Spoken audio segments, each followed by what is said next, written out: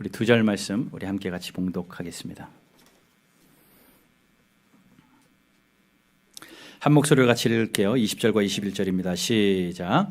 사랑하는 자들아, 너희는 너희의 지극히 거룩한 믿음 위에 자신을 세우며 성령으로 기도하며 하나님의 사랑 안에서 자신을 지키며 영생에 이르도록 우리 주 예수 그리스도의 긍휼을 기다리라. 아멘. 한 편의 설교를 준비하는 것은 늘 만만치 않습니다. 그 설교를 준비하기 위해 수많은 시간들도 있을 것이고 또 많은 책도 읽고 또 연구도 하기도 합니다. 그러한 설교학 교수님들이 그런 이야기를 해요. 30분 설교하기 위해서는 적어도 30시간 준비를 해야 된다라고 이야기를 합니다. 시간도 절대적으로 필요하기 때문에 그런 것 같죠.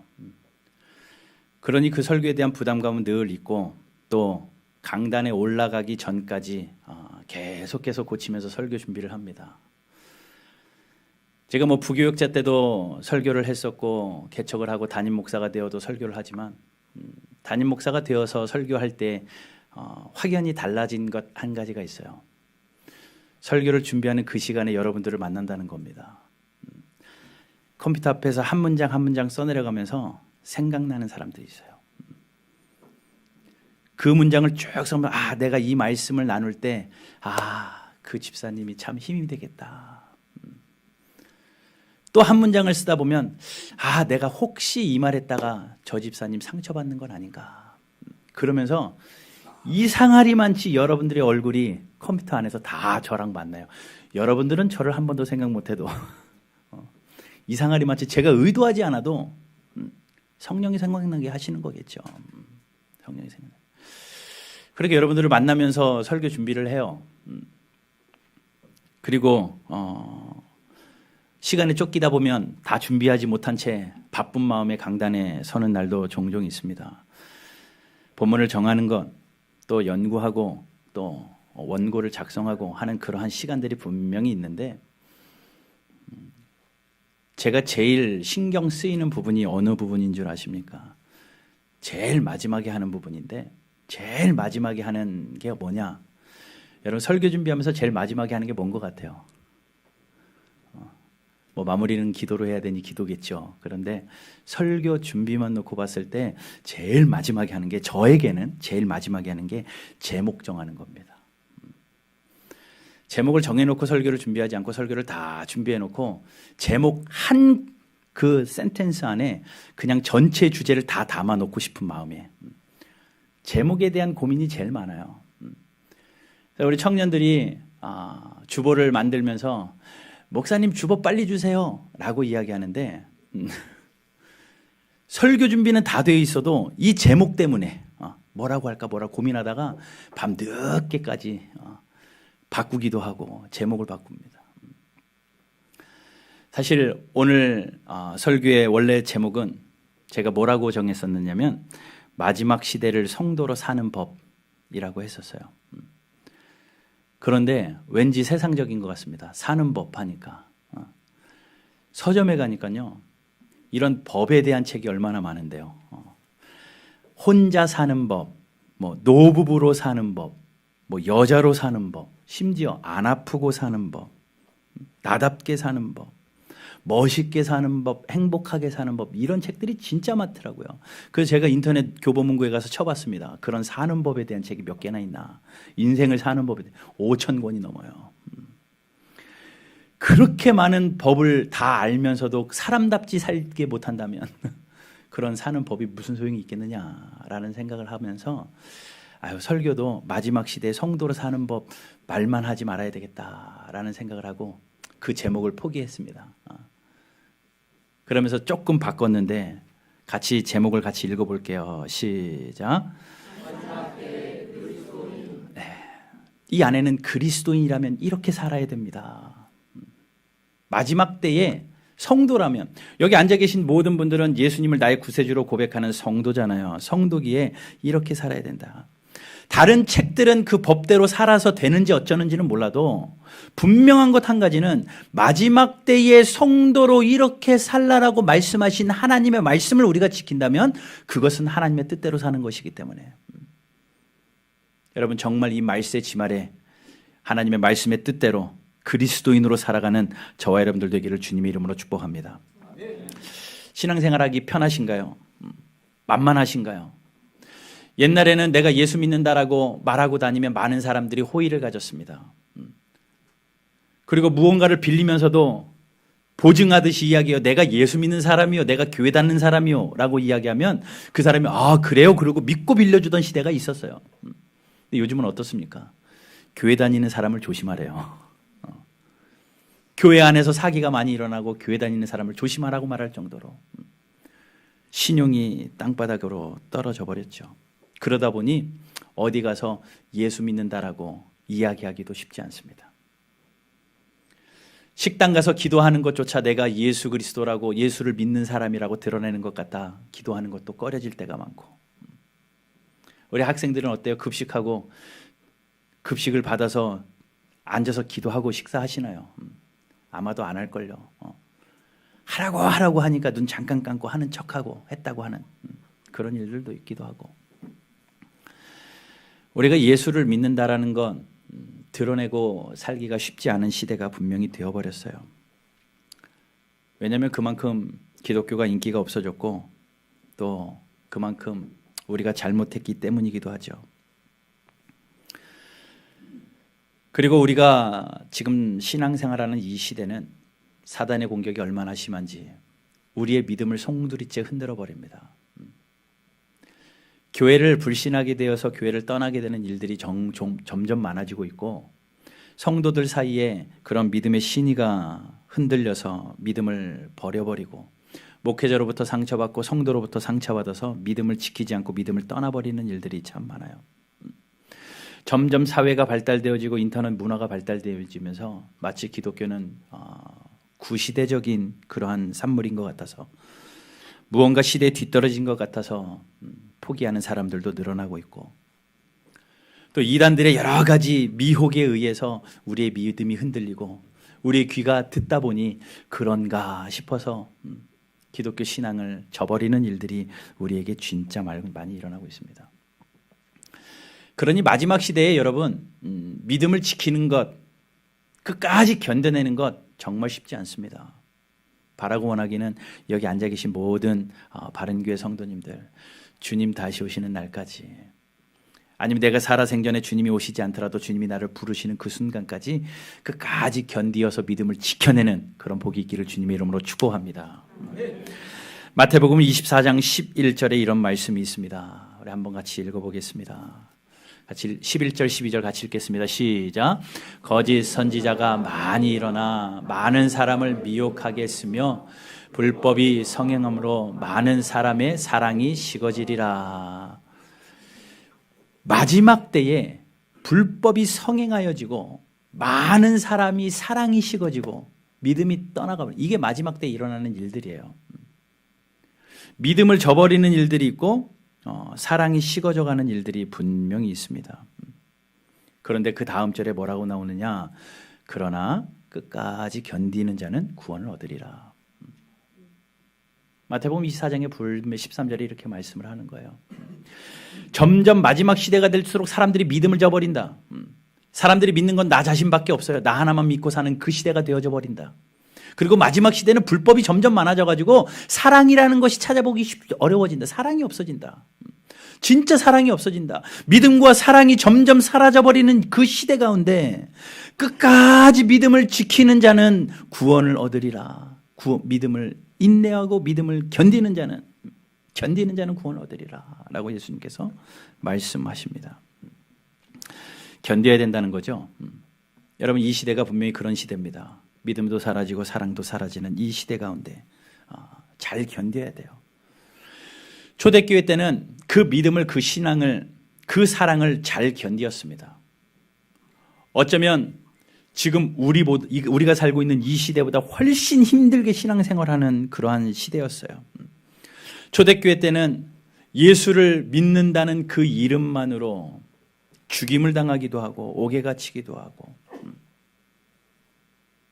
히브리서 11장 말씀을 한번 보면 히브리서 11장 후반부에 믿음으로 산 사람들의 이야기를 쭉 이야기하면서 그들은 믿음 때문에 조롱을 받기도 하고 믿음을 지키느라고 채찍질을 당하기도 하고 믿음을 지키려고 결박당하고 옥에 갇히기도 하고 시련도 받고 돌로 매맞기도 하고 톱으로 켜임을 당하기도 하고 칼로 죽임을 당하고 양과 염소의 가죽을 입고 유리하고 궁핍과 환난과 확대 가운데 살고 있음에도 불구하고 믿음을 끝까지 지켰던 사람들, 초대교회 성도들의 모습이에요.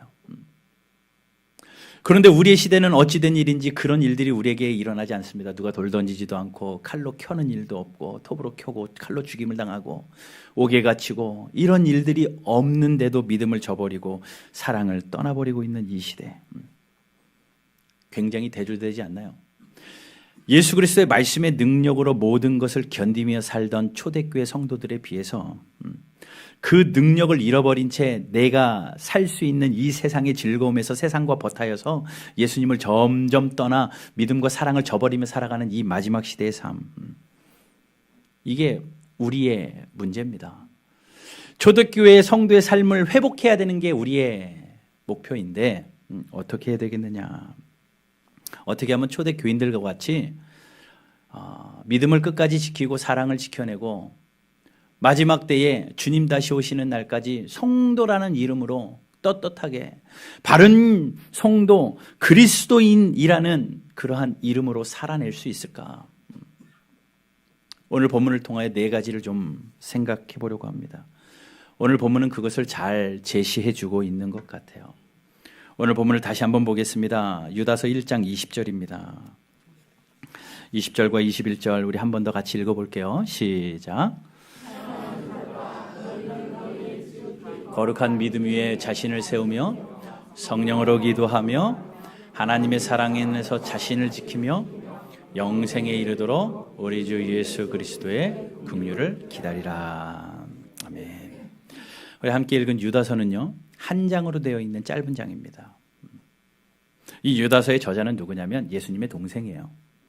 예수님 동생이고 또 야고보의 동생인 유다가 쓴 편지입니다.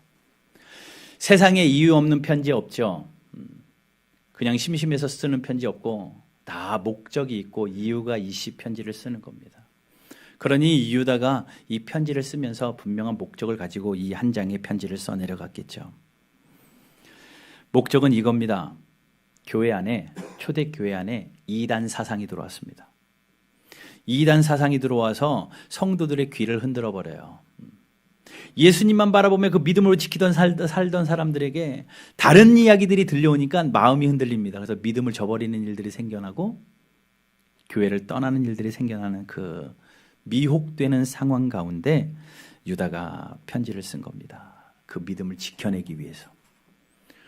믿음이 흔들리고 사랑이 버려지는 그 상황이 교회 안에서 일어나자 아차 큰일 났다. 그 믿음을 지켜야 되고 그 사랑을 지켜야 되겠다라고 생각하고 편지를 쓴 게 이 편지라는 겁니다.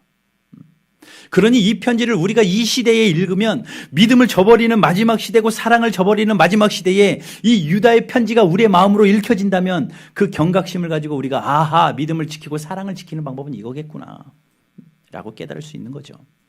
그러니 이 마지막 시대에 우리가 성도로 그리스도인으로 사는 비결, 이 유다서를 잘 읽어보면 유다의 마음 또 예수 그리스도의 마음, 하나님의 마음을 우리가 엿볼 수 있는데 그것을 한두 절로 압축하다 보니 가장 중요한 구절인 20절과 21절을 읽은 겁니다. 믿음이 흔들리는 성도에게 또 사랑을 저버리는 성도에게 다시 성도의 삶으로 든든히 세워질 삶의 원리, 마지막 시대의 그리스도는 이렇게 살아야 됩니다. 마지막 시대를 살아가는 성도의 삶은 이래야 합니다. 라고 권고하는 네 가지의 삶이 오늘 본문에 나와 있습니다. 영어 성경으로 보게 되면 동사가 4개가 나와요. 명령형 동사가 4개 나옵니다. build, 건축하라. pray, 기도하라. keep, 지키라. wait, 기다리라. 이 본문 안에 건축하라.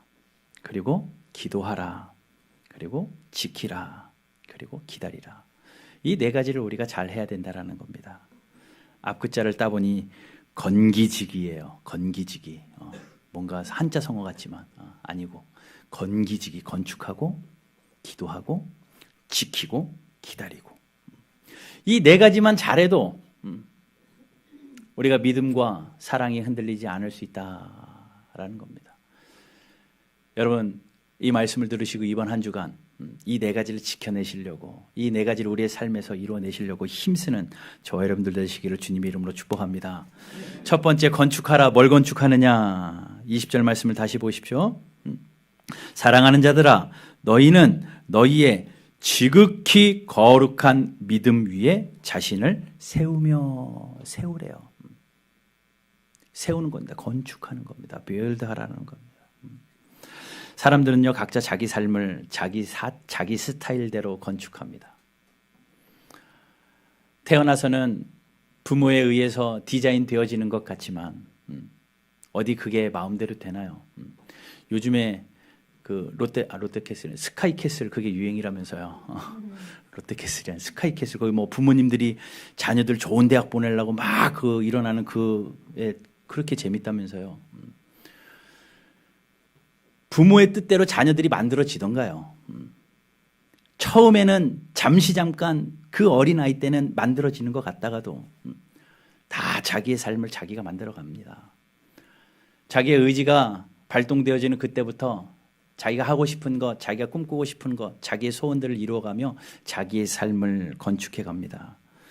자기의 꿈대로 가고 싶은 학교를 가고, 자기의 꿈대로 가고 싶은 직장을 가고, 자기의 꿈대로 이루고 싶은 사업을 이루고, 자기의 꿈대로 이상형을 만나고 가정을 세우고, 하루하루 살면서 내가 만나고 싶은 사람들을 만나며 나의 삶의 시간들을 채웁니다.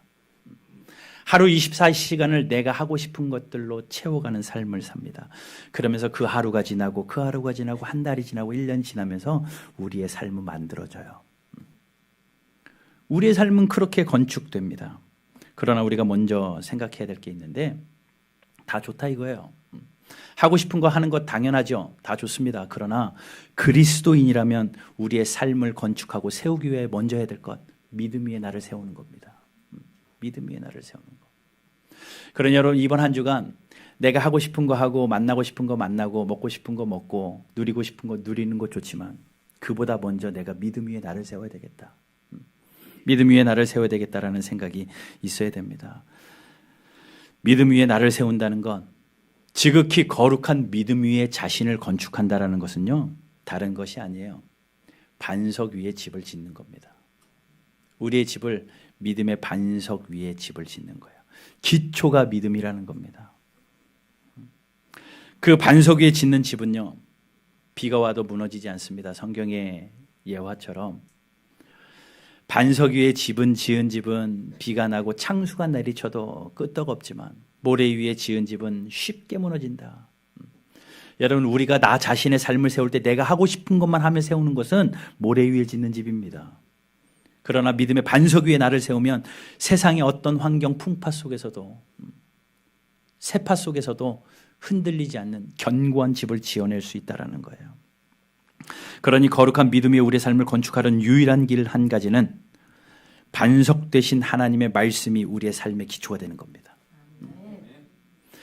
이 살아계신 하나님의 말씀, 이 한 구절 한 구절이 내 삶의 기초가 되는 거예요.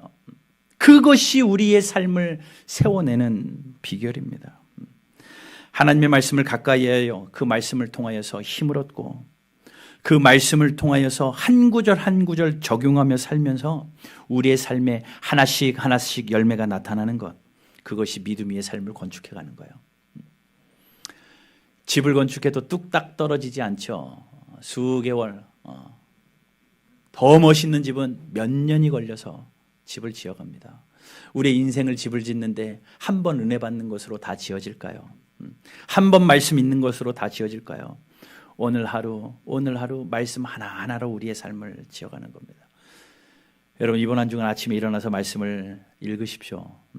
여러분들이 정한 말씀의 순서대로 말씀을 읽어 나가시되, 그 말씀을 읽으면서 오늘 내가 이 벽돌 하나 인생의 벽돌로 쌓는다 라고 생각하고 집 짓는 마음으로 여러분 말씀을 하나씩 하나씩 마음에 채워 나가십시오.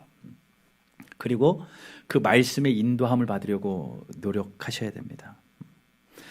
내가 필요할 때만 말씀을 펴서, 내가 필요한 데만 말씀을 펴서 어디 위로의 말씀이 있지, 어디 힘되는 말씀이 있지, 말씀을 펴가지고 이기적으로 말씀 생활하지 마시고, 내가 필요할 때만 말씀을 찾는 그런 이기적인 신앙생활 마시고, 내 상황이 어떻든지 간에 하나님의 말씀을 펴고 그 말씀의 인도함을 받으려고 애쓰시는 저와 여러분들 되십시오. 여러분, 우리가 말씀을 멀리하고 말씀을 버리면 어떻게 되는 줄 아십니까? 하나님께서요, 이스라엘의 초대 왕으로 사울을 왕으로 세우십니다. 그리고 그 왕에게 함께함의 은혜를 베풀어 주시죠. 그런데 사울이 하나님 앞에서 범죄하고 하나님의 신이 사울로부터 떠나자 그에게 악령이 임해서 사울이 하얀 곡선을 긋게 되죠. 그 계기가요, 하나님의 은혜가, 하나님의 신이 사울로부터 떠나게 된 계기가 사울이 하나님의 말씀을 버릴 때부터예요. 하나님의 말씀을 멀리하는 그 순간부터입니다. 사무엘상 15장 26절 말씀을 읽어보면 사무엘이 사울에게 가서 그렇게 이야기해요. 같이 한번 읽어봅시다. 시작. 사무엘이 사울에게 이르되 나는 왕과 함께 돌아가지 아니하리니 이는 왕이 여호와의 말씀을 버렸으므로 여호와께서 왕을 버려 이스라엘 왕이 되지 못하게 하셨음이니이다 하고. 뭐라고요? 당신이 하나님의 말씀을 버렸으니까 하나님이 당신을 버립니다. 얼마나 무서운 말씀이에요. 얼마나 무서운 말씀입니까? 여러분, 하나님의 말씀을 버려서는 안 됩니다. 여러분 손에 들려진 이 하나님의 말씀 꼭 쥐고 한 주간 사십시오. 하나님의 말씀을 내가 멀리하는 순간 하나님이 나를 멀리하셔요. 내가 하나님의 말씀을 버리는 순간 하나님이 나를 버리십니다. 이 무서운 일이 우리에게 일어나지 않도록. 근데로 반대로 내가 하나님의 말씀을 가까이 하면 어떻게 되시는 줄 아십니까? 내가 하나님의 말씀을 지키면 어떻게 되는 줄 아십니까? 요한계시록 3장 10절에는 이렇게 말합니다. 같이 읽어보겠습니다. 요한계시록 3장 10절 시작. 내가 나의 인내의 말씀을 지켰은즉 내가 또한 너를 지켜 시험의 때를 면하게 하리니 이는 장차 온 세상에 임하여 땅에 거하는 자들을 시험할 때라. 인내의 말씀을 지키면 하나님이 내가 너를 지켜줄게. 됐습니다. 이거면 우리가 하나님의 말씀을 지키면 하나님이 우리를 지키시겠다. 내가 하나님을 가까이 가면 하나님이 나와 가까이 하시겠다라고 말씀합니다. 여러분, 이것이 거룩한 믿음 위에 내 삶을 세우는 비결이에요. 이번 한 주간 여러분들의 삶을 믿음 위에 건축하시되 하나님의 말씀을 가까이 하는 복이 있게 되기를 주님의 이름으로 축복합니다. 두 번째는요, 기도하라. 기도하라. 20절 말씀에 그렇게 이야기합니다. 성령으로 기도하며. 성령으로 기도하며. 이것은 거룩한 믿음 위에 자신을 세우기 위한 방법이기도 합니다. 왜냐하면 기도 없이는 그 모든 것이 불가능하기 때문에 그래요.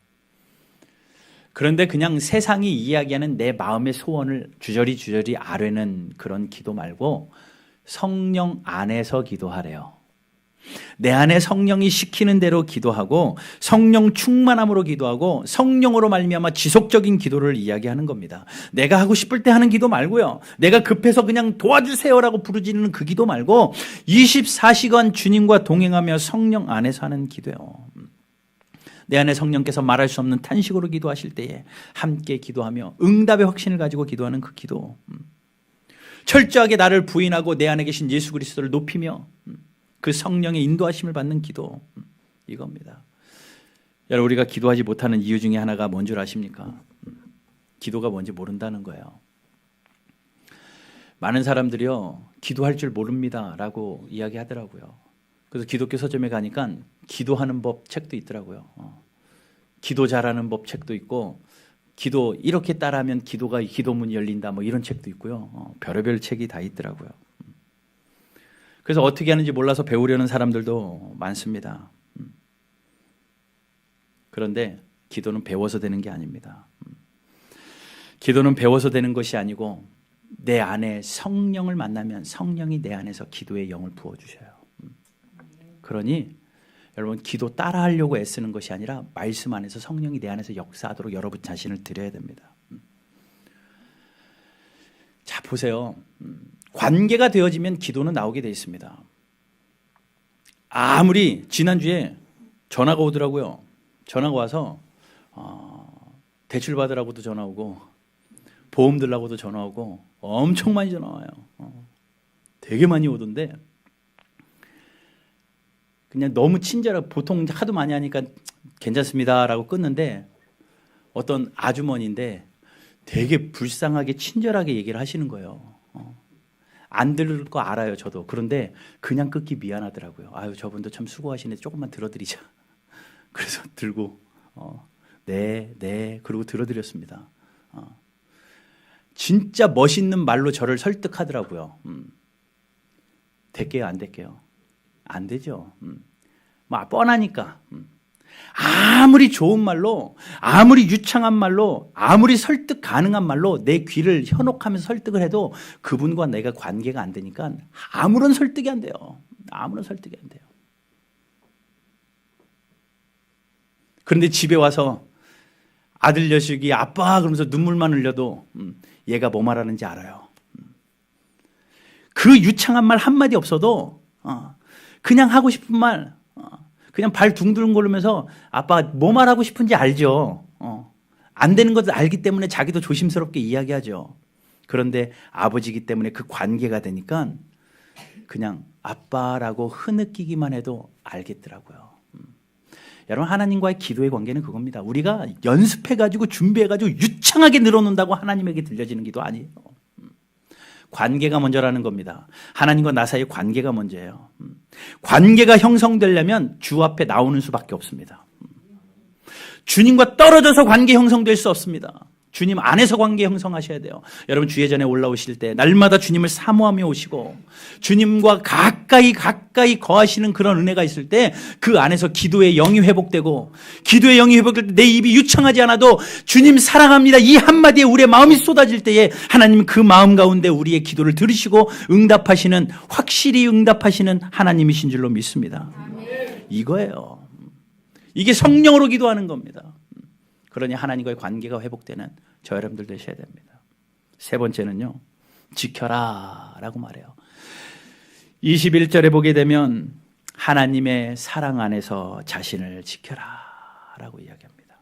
자신을 지켜라. 그 지키는 거는 뭔가 기계적으로 지켜내는 것은 아닙니다. 자기를 지키는데 1등인 사람들이 바리새인들이었거든요. 성경에 나온 바리새인들은 지키는 데는 1등이었습니다.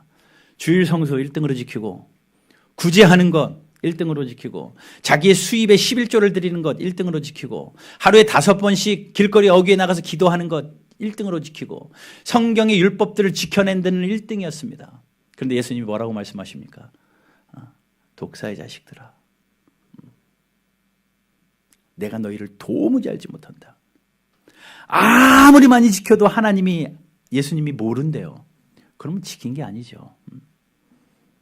오늘 본문은 이야기합니다. 하나님의 사랑 안에서 자신을 지켜요. 그 사랑함으로 지켜야 됩니다. 사랑. 외식함으로 형식적으로 지키는 것 말고 사랑함으로 지키는 겁니다. 그러니 하나님을 뜨겁게 사랑하고, 하나님을 뜨겁게 사랑하여 그 사랑으로부터 지켜지는 것, 그것이 진짜라는 거죠. 그러니 하나님을 만나지 않고 하나님을 경험하지 않고 지킬 수 없습니다. 하나님도 만나보지 않고 무슨 하나님의 뜻을 지켜요? 하나님을 경험해보지도 않고 어떻게 하나님의 말씀을 지켜냅니까? 여러분, 그러므로 하나님을 경험하는 게 먼저예요. 하나님 앞에 나오셔서 앉아 계시면 하나님을 경험합니다. 여러분, 예배 시간 올라올 때마다 하나님 앞에 그렇게 기도하십시오. 하나님, 오늘 하나님을 만나게 해주십시오. 하나님, 오늘 하나님을 경험하게 하여 주십시오. 하나님의 영이 머무는 이곳에서 순전함으로 사모함으로 주님을 기다릴 때에 하나님의 만지심이 경험되어지고 하나님의 사랑이 경험되어져서 그 사랑의 힘으로 자신을 지켜내는 저와 여러분들 되기를 주님의 이름으로 축복합니다.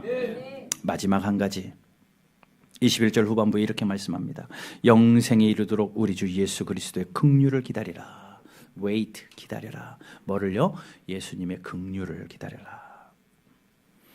새 번역, 유진 피러슨 목사님이 쓴 새 번역 성경에는, 새 번역 메시지 성경에는 이렇게 이 본문을 이렇게 번역했더라고요. 두 팔을 활짝 벌려 우리 주 예수 그리스도의 자비를 기다리십시오. 두 팔을 활짝 벌려서 예수님이 나에게 주시는 자비하심을 기다리십시오라고 번역되어 있습니다. 우리는요, 하나님의 긍휼하심을 입고 자비하심을 입어서 죽을 수밖에 없는 죄인인데 예수 그리스도의 공로로 말미암아 하나님의 자녀되는 긍휼하심과 자비하심을 입은 하나님의 자녀들입니다. 자녀된 우리에게 하나님이 자비를 잃지 않으시고 때를 따라 돕는 은혜도 날마다 함께 하시죠. 은혜가 풍성하시고 자비에 풍성하신 하나님께서 우리의 삶을 지켜주셔서 우리에게 날마다 자비를, 날마다 긍휼하심을 베풀어 주십니다. 그러니 그 자비와 긍휼하심을 두 팔 벌려서 기다리라는 거예요. 그런 삶을 살라라는 겁니다. 예수 그리스도의 자비하심을 날마다 기다리면서 살라라는 거예요. 그런데 문제는 이겁니다.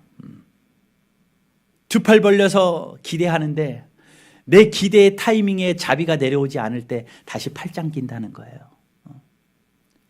예수님의 자비하심을 기다리는데 하나님 이때까지는 이러한 자비가 나에게 필요합니다라고 견디다가도 그 상황이 지나버리고 내 인내가 바닥나버리면 두 팔을 거두고 자비를 기다리지 않는다라는 겁니다.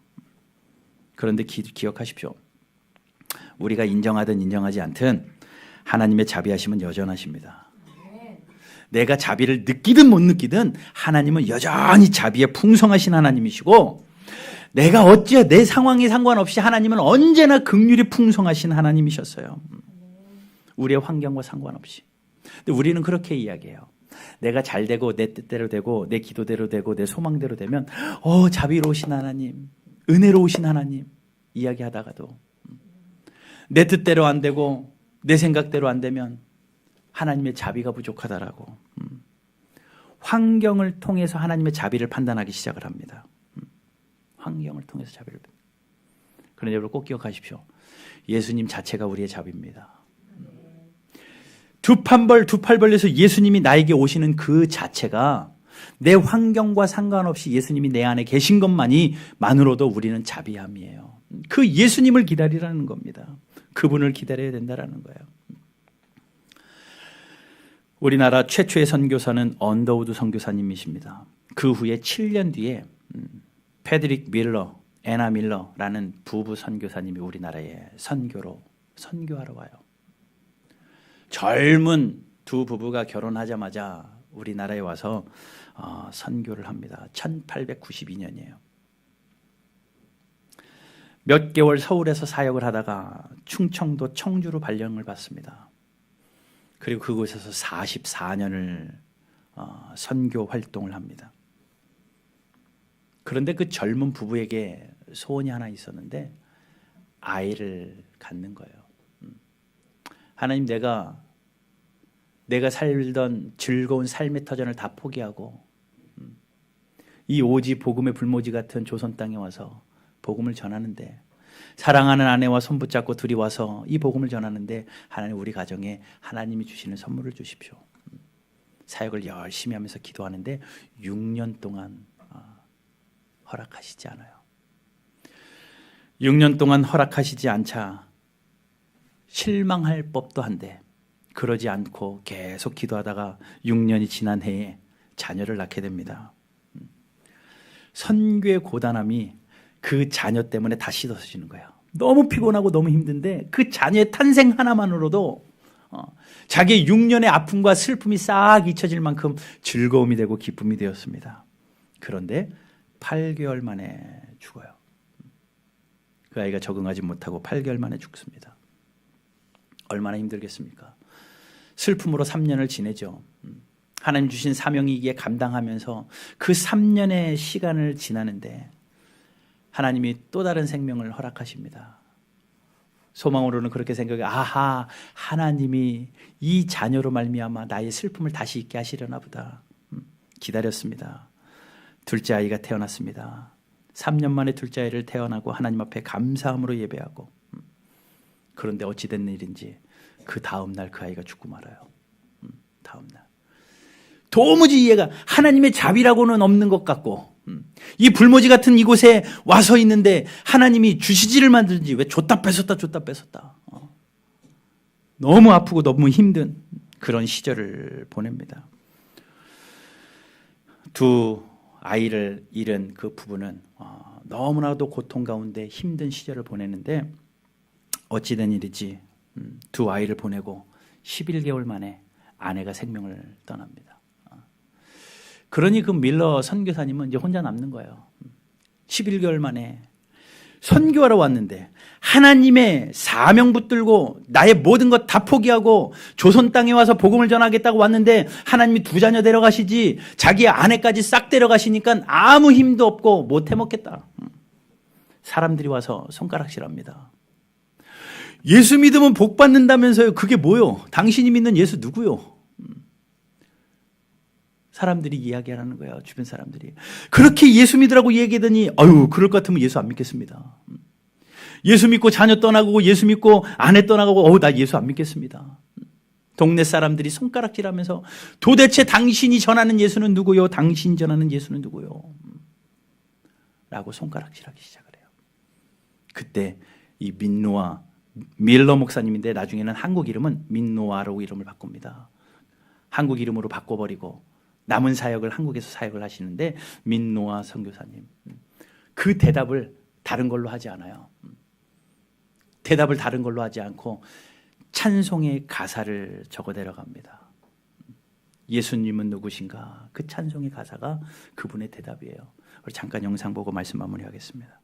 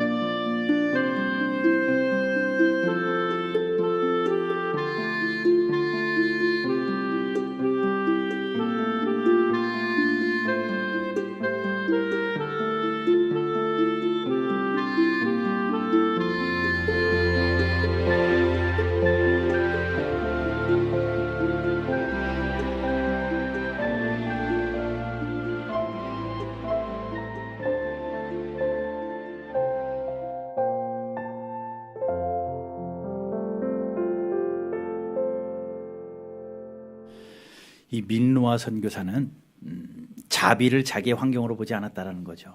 누가 봐도 자비함이 없었던 것 같은 형편이지만 두 발별로 예수님을 품으니 우는 자의 위로가 되시는 예수님 때문에 나는 자비함이 있는 사람이고, 없는 자의 풍성함 가운데 함께 하시는 그 예수님 때문에 나는 자비함이 있는 사람이고, 그러니 여러분 우리의 환경으로 자비를 따지지 마시고 두 팔 별러 예수님을 나의 주님으로 모셔서 그 예수 그리스도 한 분만으로 만족하는, 예수님이 나의 자비입니다. 자비와 긍휼하심을, 예수 그리스도를 기다릴 수 있는 그런 은혜가 있기를 주님의 이름으로 축복합니다. 4가지 말씀드렸어요. 자신을 건축하십시오. 기도하십시오. 지켜내십시오. 그리고 기다리십시오. 이 4개는 개별된 하나하나가 아니라 함께 움직이는 톱니바퀴입니다. 이 4개의 톱니바퀴가 움직이면 거대한 하나님의 역사가 우리의 삶 가운데 일어날 줄로 믿습니다. 이번 한 주간도 이 말씀 붙드시고 마지막 때에 그리스도인으로 성도로 승리하며 살아가는 저와 여러분들 되시기를 주님의 이름으로 축복합니다. 우리 같이 찬송할게요. 예수님은 누구신가?